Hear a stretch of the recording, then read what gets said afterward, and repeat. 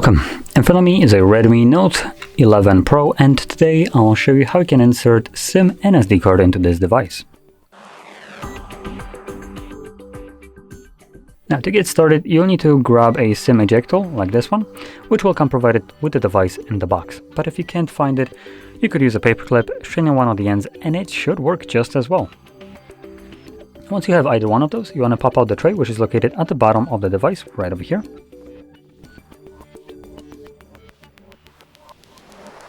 So place the pin in and then push it in. As you can see, the tray comes out just enough for you to be able to grab it and take it out. Now on the tray you will have space for either 2 SIM cards or 1 SIM card and 1 SD card. Now the tray that is at the top, that is strictly for SIM cards. So I'm gonna place one right now. Then flipping it over, we have space for either SIM card or SD card. If you're planning to use dual SIM, you would just place one of the SIM cards sideways.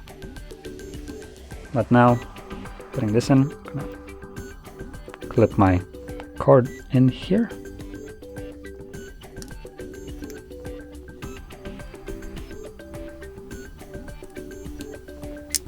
Oh, there we go. Now, when clipping the card in, make sure it's laying flush on the tray. It shouldn't be protruding anywhere. And if you flip it over, it should be just in the tray, not falling out. If it is, then that means that you didn't put it in correctly.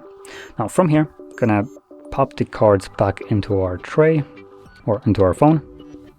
And they should start working almost immediately. So it's already, I believe, looking for reception. Just found it. There we go, LTE. So got the reception, and there's the notification for the SD card that it also detects it. So there we go.